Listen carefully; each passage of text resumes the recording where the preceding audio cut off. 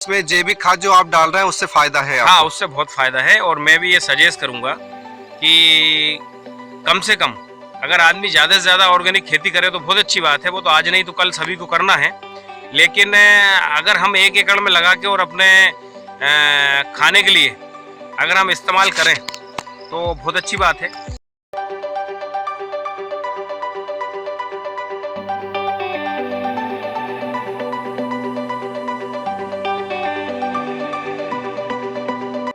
नमस्कार साथियों, आप देख रहे हैं कृषि परिवर्तन और आज हम आए हैं गेहूं खेड़ा के किसान हमारे साथ हैं महेश नागर जी, जो कि 40 एकड़ के किसान हैं। अभी हम उनके एक एकड़ के गड्ढे में खड़े हुए हैं जिसमें उन्होंने यूरिया डीएपी की मात्रा कम करी है और जैविक खाद की शुरुआत करी है और साथ में उन्होंने बंसी गेहूं लगाया है। हाँ, तो अब हम आपसे ये पूछना चाह रहे हैं कि अभी आपने ये गेहूं खाने के लिए लगाए हैं, तो ये कौन सा गेहूं है, कहाँ से आपको जानकारी मिली और कैसे आपको पता चला, इसके बारे में आप हमें बताइए। देखिए, ये एक दिन हम गांव में बैठे हुए थे, चार पांच लोग, तो वो लोगों की कहीं मेरी भी बात हुई है और बाकी उन लोगों के भी पाटीदार जी से संबंध हैं मिसरोद वालों से, तो उन्होंने शायद चर्चा हुई हो तो उन्होंने कभी ये बताया कि यार एक वैरायटी है बंसी ऑर्गेनिक, वो खाने में बहुत अच्छी है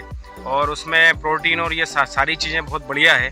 तो ऐसी हम चर्चा कर रहे थे। तो अब हमारे कृषि परिवर्तन वाले जो आप अभी खड़े होकर हमसे जो स्टेटमेंट ले रहे हैं, तो हमने फिर आपसे कहा और आपने भी हमें बताया कि भैया ये बंसी गेहूँ खाने के लिए अच्छा है, आप लगाइए।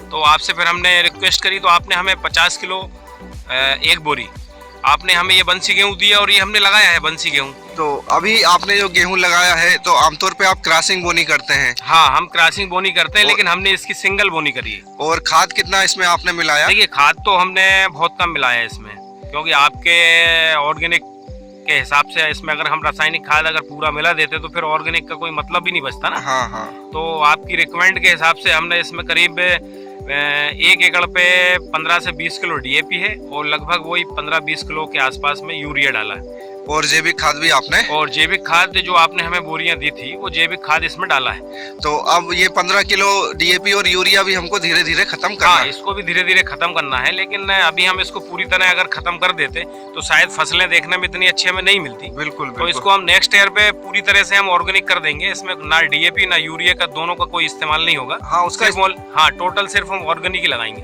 और बल्कि ये तो गेहूँ आपने वीडियो बना रहे हैं और आपको तो पता है कि मैं धान भी ऑर्गेनिक लगाता हूँ अपने खाने के लिए 1 एकड़ में, जिसमें कि मैं यूरिया डीएपी और पेस्टिसाइड बिल्कुल इस्तेमाल नहीं करता। अच्छा। हाँ। तो कैसा रहा उसका उत्पादन? देखिए, उसका उत्पादन थोड़ा कम आता है, लेकिन ठीक है, हम उत्पादन पे ना जाएं। उत्पादन के लिए हमारी बची हुई जमीन है 40 एकड़ में, 39 एकड़ हम उसमें उत्पादन ले लेंगे। लेकिन 1 एकड़ जमीन ये हमने अपने घर के लिए, अपने खुद के खाने के लिए रखी है, तो इसमें हमें उत्पादन की चिंता नहीं है। इसमें हमारा उत्पादन भी अगर कम आ रहा है तो लेकिन हमारा शरीर भी तो ठीक है। हाँ। भाई, हम रासायनिक खा के और बीमारियां बढ़ा रहे हैं, उससे अच्छा हम ऑर्गेनिक खा के 2-4-5 कुंटल एकड़ अगर हमारा कम भी निकलता है तो हम सेफ हैं। तो अभी आप ये जो फसल देख रहे हैं इससे संतुष्ट हैं आप? हाँ, ये फसल से हम संतुष्ट हैं। हैं। कितने पानी आप इसमें दे चुके हैं? देखिए, अभी मैंने इसमें सिर्फ एक ही पानी दिया है। एक ही पानी दिया है? एक्चुअली ये मेरा और आप देख सकते हैं एक पानी के ये बंसी गेहूं है, सिंगल की बोनी है और काफी बढ़िया लगी हुई है अभी। महेश भाई, तो आपको अच्छा लग रहा है कि अभी एक पानी में गेहूं? हाँ, एक पानी का गेहूं अच्छा है और बाकी एक पानी का गेहूं सामान्यतः अगर किसान एक पानी अगर जमीन में देते हैं तो इतनी अच्छी फसल उन्हें नहीं दिखती। तो ये लेकिन ये कारण ये है इस गड्ढे का, ये 1 एकड़ जमीन का, कि इसमें करीब 2-3 साल के आसपास हो गया ऑर्गेनिक में। गेहूं तो खैर अपन ने फर्स्ट टाइम लगाया है ये, लेकिन धान इसमें बराबर ऑर्गेनिक लग रही है। मतलब उसमें कोई खाद नहीं डाली? हाँ, इसमें कोई खाद ज्यादा 2-3 सालों से नहीं डला है, इसलिए एक पानी की ही फसल मुझे ऐसी लग रही है कि ये 2 पानी 3 पानी जैसी देखने में लग रही है। उसका कारण ये है। तो इसमें जैविक खाद जो आप डाल रहे हैं उससे फायदा है आपको? हाँ, उससे बहुत फायदा है और मैं भी ये सजेस्ट करूंगा कि कम से कम अगर आदमी ज़्यादा से ज़्यादा ऑर्गेनिक खेती करे तो बहुत अच्छी बात है। वो तो आज नहीं तो कल सभी को करना है। लेकिन अगर हम 1 एकड़ में लगा के और अपने खाने के लिए अगर हम इस्तेमाल करें तो बहुत अच्छी बात है। और बाकी देखिए, उत्पादन तो 1 साल 2 साल 3 साल तक निरंतर आपको कमी आएगा और लगेगा कि यार कम क्रॉप निकल रही है, लेकिन धीरे धीरे उत्पादन पे फिर बढ़ता जाएगा।